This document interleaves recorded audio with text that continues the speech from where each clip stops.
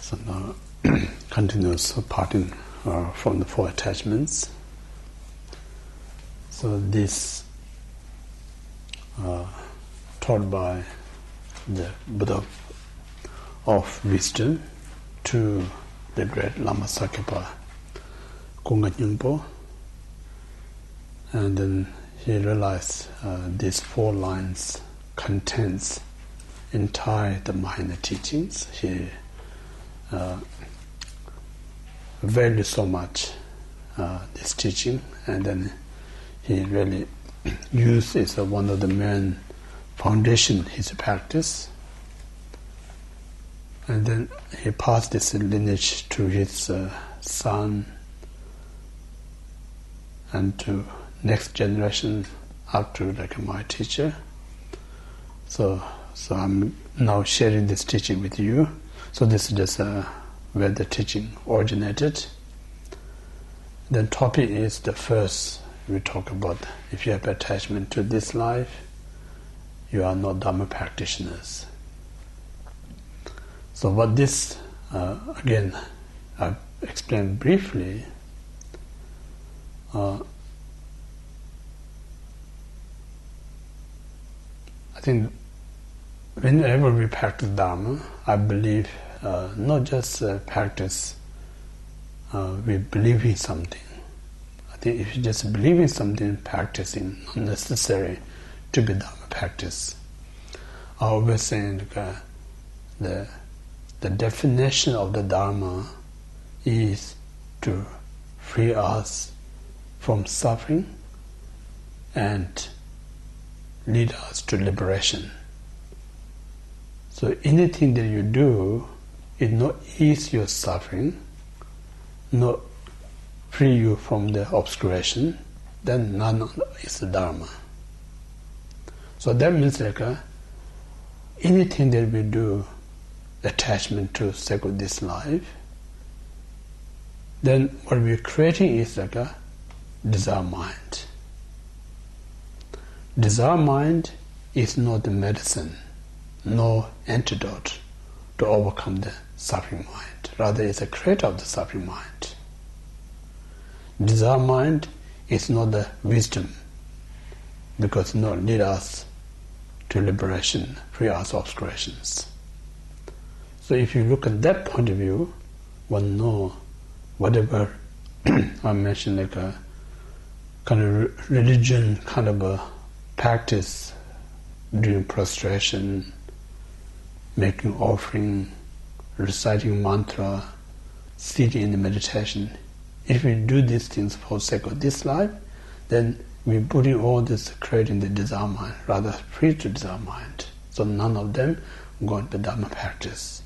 But you may say they are spirituality or spiritual practice, religion practice. But the religion and spiritual practice not necessarily be Dharma practice. Yeah? And at the same time, when we talk about if you have attachment to this life, you're not Dharma practitioner, not saying like you should not enjoy this life, you know. We're not saying like you should live with a very uncomfortable life. We're not talking about that. It's very important to live in a comfortable, joyful, happy life, you know, because these are, even one who wish to be joy, want to be happy, if there's no cause, we're not going to get these things. It's just mere we want to be happy, which we all know that these things not going to come. So when we have such a happy life, joyful life, then you have to be aware, this is created by my good karma. You know, I should accept it, but don't grasp on it, don't attach on it. You know, that's the point. Again, think about, just forget about all the non-human beings. Within human beings, you know, how many of us consistently, non-stop, just imagine how much we're creating negative karma. You know, inconceivable.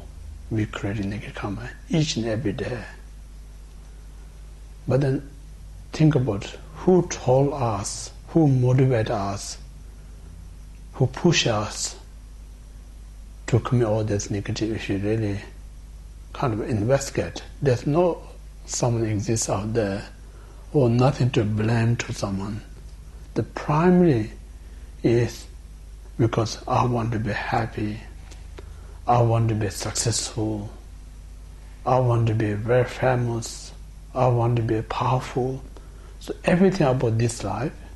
So to achieve these things, then we consistently, unawareness, we committed so much negative karma. So in this way, if you kind of again do some kind of investigate, person who so much attached this self alone, what he or she going to do, person who so less attached for this life, what he or she going to do, going to see the differences. Again, when we talk about no attachment to this life, there is a positive perspective, one thing, negative perspective, another one. There's two types of things. Just someone who no attached to this life, not necessarily positive things. Someone who been through so many difficulties, can't cope with this life, so kind of looking forward to kill self, die. There is no talk about no attachment to the life. They kind of can't bear this problem, so they think if I'm dead, my peace is going to be, my trouble is going to be end. That's the misconception mind. With a positive attitude, no attachment to this life is like the life is not only this one. There is more life in the futures. We always think about today and tomorrow. If you compare, today is a limited time. Tomorrow onward is not limited. Today is just within 24 hours, then it runs out. Tomorrow onward, that never runs out. So this way, think about, I should put effort, everything for today, for short time, or I should put so much effort to more long-time benefit. If you really think the long term is more important than the short time. So this awareness, people enjoy in this very life, but the more they work for the future benefit, for future, the more liberate. So if I share my own kind of experience when I reflect my teacher, many teacher, director, I studied philosophy under Khenpo Ngawang.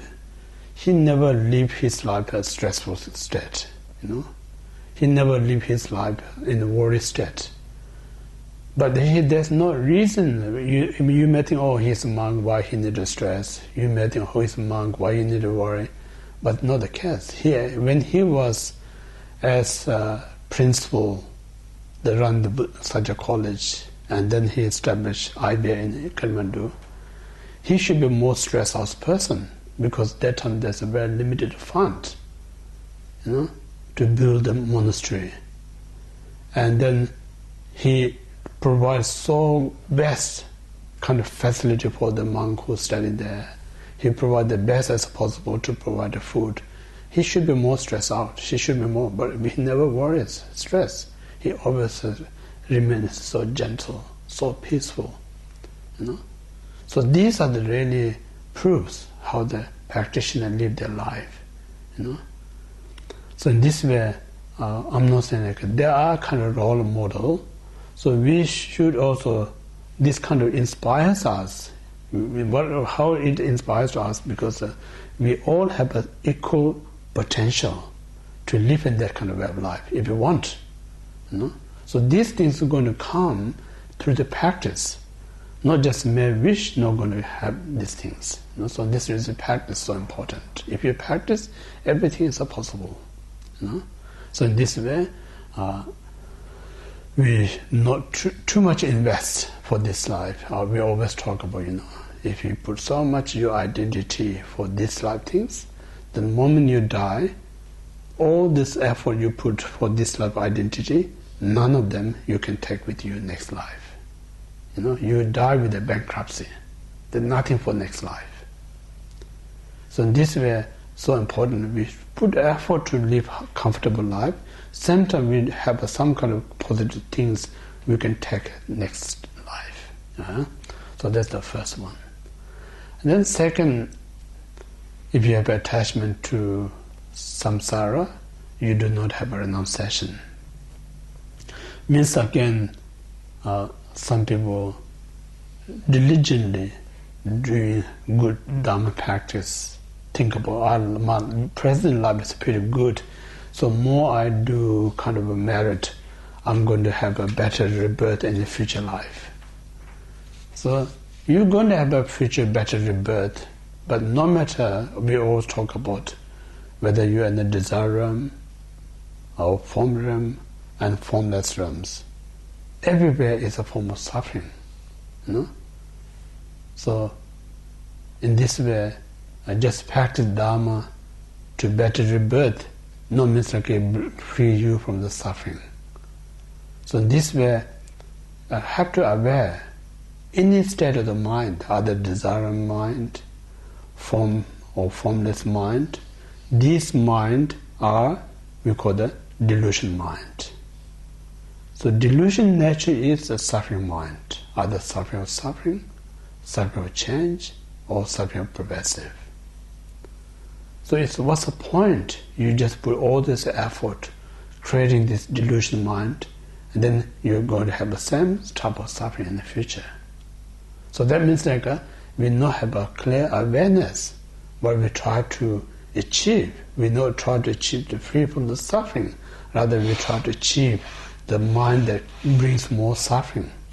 So this way, whole idea, Dharma practice is to free the mind that causes suffering.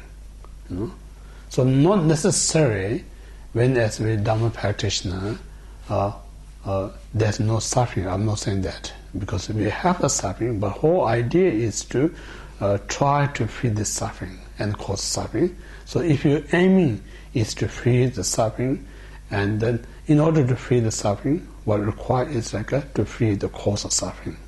The cause of suffering is an obscuration, such as defilement. So in this way, if you have attachment to samsara, you do not have a renunciation. So once you have a renunciation, then you are truly Dhamma practitioner. So that's the second one we talked about last week. If you have attachment to samsara, you do not have a renunciation. So based on the last week, we talked about all sorts of sufferings in the three realms. In the desire realm, we talk about lots of suffering in hell realms, hunger ghost realms, animal realms, human, demigod and demigod. So many suffering there. And then form and formless realm, there's no visible suffering, but there's subtle sufferings. So all this suffering are created by 10 non-virtuous deeds. So in order to prevent these 10 non-virtuous deeds, one need to practice 10 virtuous deeds. With 10 virtuous deeds. So just committing 10 virtuous deeds, so anyone who just committing 10 virtuous deeds we call the small person. That 10 virtues brings you this life pleasure, and next life higher birth. We call the small person's path. And then middle person's path is we develop the renunciation. With the renunciation, and then we what we call the same as the we talk about in Shantideva, to free the some suffering of samsara, one need to free the karma. In order to free the karma, one need to free the delusion mind. In order to free the delusion mind, one need to free the grasp of self. The grasping of self is the root of all the delusion. So in order to free the grasping of self, what's required is we got the selflessness of wisdom. You know? So selfless wisdom frees the grasp of self. So when there's no grasp of self, then delusion is not going to rise. When there's no delusion, then there's no going to be karma. When there's no karma, then the consequences or result of karma are not going to be there. That's because of liberation. Yeah.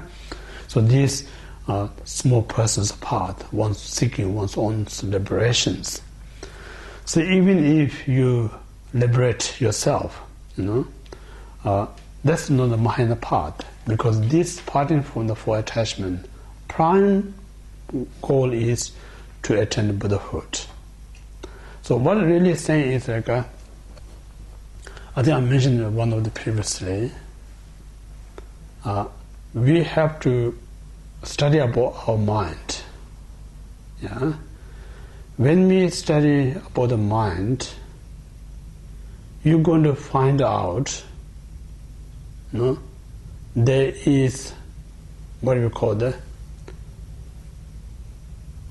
what we mean, like I mentioned, the mind is like a computer, high-tech computer. So when you pay so much money and purchase this very expensive technology, and because this is expensive, because there are so many programs. So a person who use entire program is worth it to pay that much expensive. But person who not have awareness how to use the entire, but you pay so much expensive, then you're not getting that much how much you paid. So exactly the same thing, our human precious rebirth means like free from restless state, and we have this 10 endowments. So whoever found this 18 prerequisites are very high-tech human life. So almost impossible to find that amount of money to buy this precious human rebirth, what we have now. So now just think about, I may say two things, People who buy this high technology, they use two things. One is used for good things, one is used for destruction things. People use lots of destruction, the technology, terrorist, chemical weapons, all sorts of misuse and cause so much damage. So same like we human, this precious body, we also use so much destruction to others. There is a misuse also. Beings exist there. So this is a completely misusing this great life. Then another group, we're using our best, But ordinary mind, no matter how we try our best, we're using this perfect life, very tiny part of our life. We're missing 99.9. We're not knowing how to use it.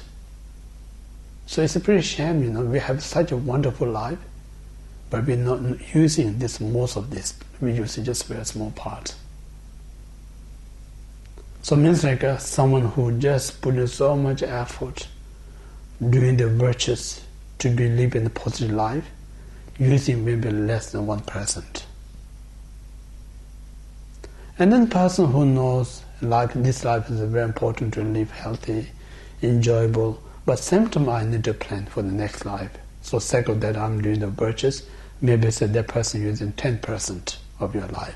Still 90% you're not using it. And then someone will realize, my life is more than can achieve this life in future. My life, if I use it right way, I can really end my entire suffering. And that person used maybe 30% of the life, but still 70% we're not using up. Then when you have a great mind, you're going to realize, I can be perfectly Buddha, to help all sentient beings. Only that time you use 100% of your life. Then it's worthy to have such a precious life. So this reason, one need to aware someone like us who practice Dharma, and someone else who doing the great practice Dharma. The experiences are differences. So we as a beginner have less experience. someone who doing such a long time have more experience. But if you compare to what he or she got the life and what I got life, compare these two kind of foundation part, there's no differences. I'm saying like someone who has an expensive computer, I have the same computer, but I have less knowledge to use. Someone who has more knowledge, so knowledge makes a difference. The computer was no different. They both came from the same company. So in this way, one need to know my brain. The life is, you need to say it's the same as a high tech as the other great practitioner. What they got the life. So this confidence is so important. You don't think my one is like made in someone that poor qualities. This one is made of such high sophisticated quality. There's no differences. We have equal, exactly same kind of human precious rebirth, but we only the difference how we using. Whether we know how to use, how we don't know the use. So there's the differences. So in this way, when you practice virtues yourself, just think about when you just focus yourself doing the virtues for this life, how much you can help. Your help others very limited. And then someone who's thinking about future life, doing the virtues, that person actually have more help to others. It's kind of automatic. It's a logic things.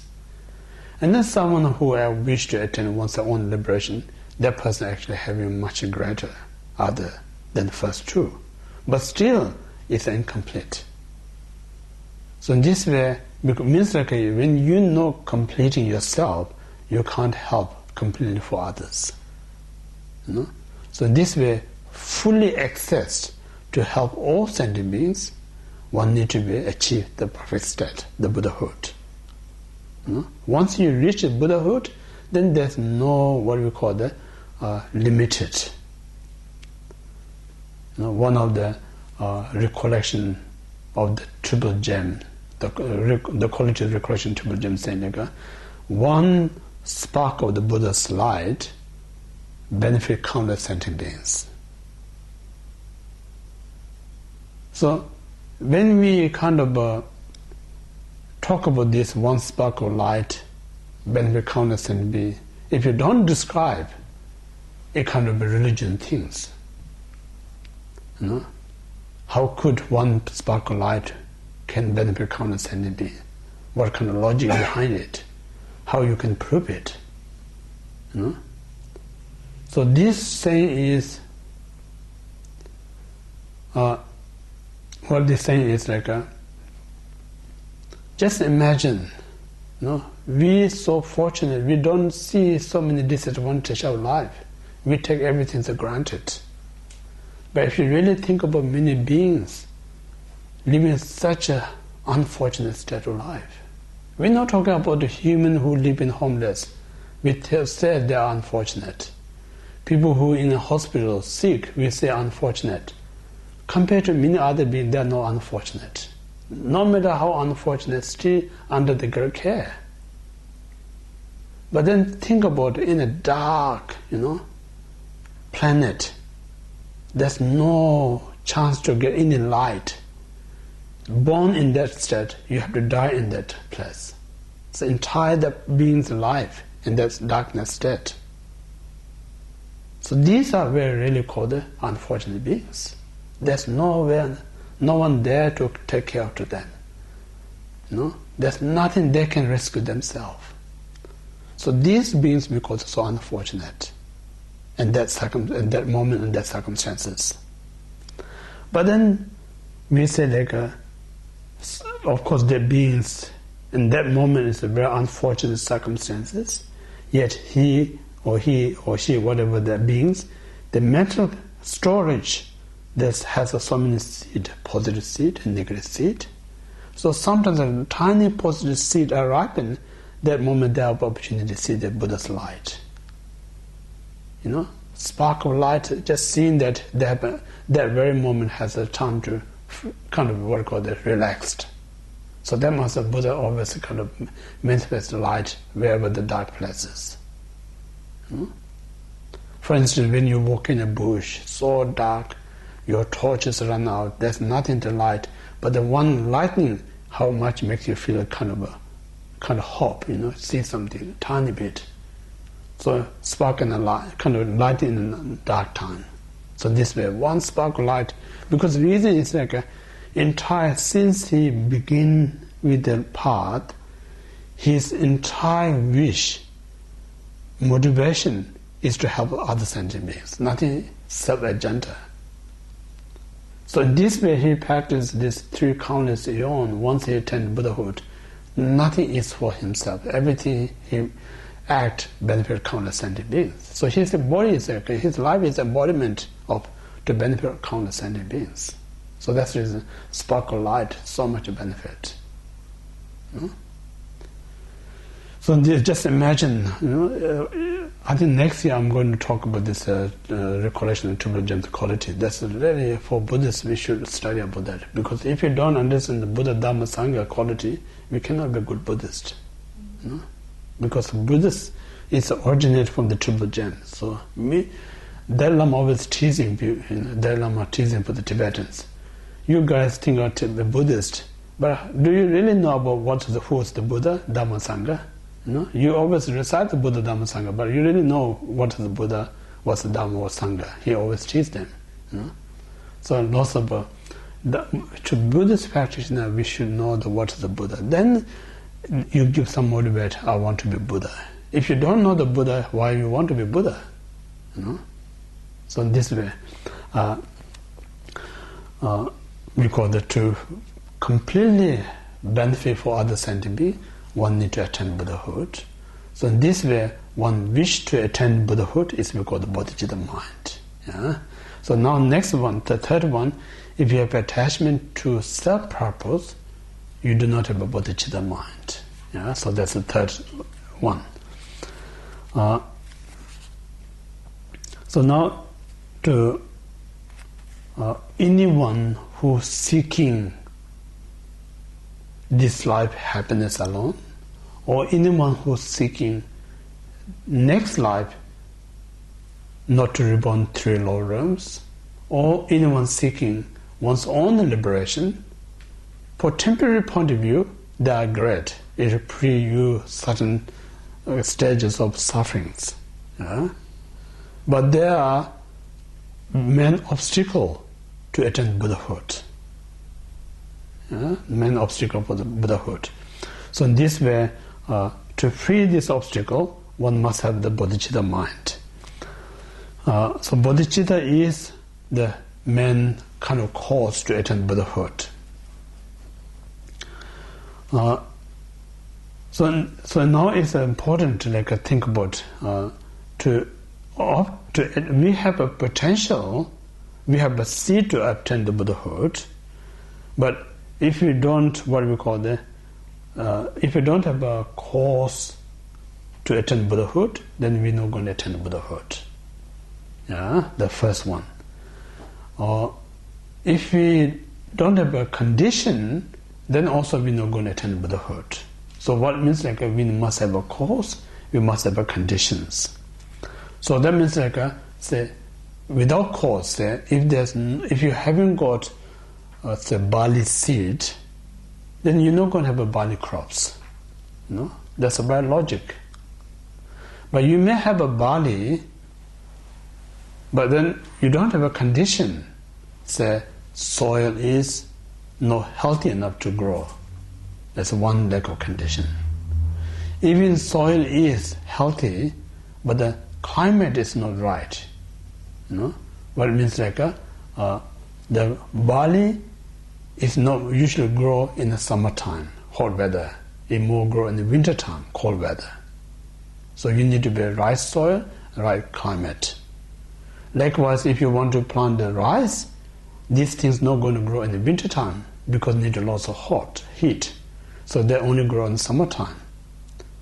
So it means rice, barley, both grow in the same field, same soil, but they don't grow together because one grow in the summertime, other grow in the wintertime because they need a different requirement, different climate. So exactly the same thing, when we do anything everything need to be its own cause, and we need to have the right conditions. If you miss one of these two, there's nothing going to get it. Yeah. So in this way, so if one sincerely wish to attain Buddhahood, then we need to study what required to attain the Buddhahood. What requirement? So requirement, we talk about three things, the three principal requirement. The cause, what we call the great compassion. The cause is the great compassion. Root is the bodhicitta, and the condition is we call the 6 paramitas and the 4 social gatherings. So these are the complete cause and condition to attain the Buddhahood.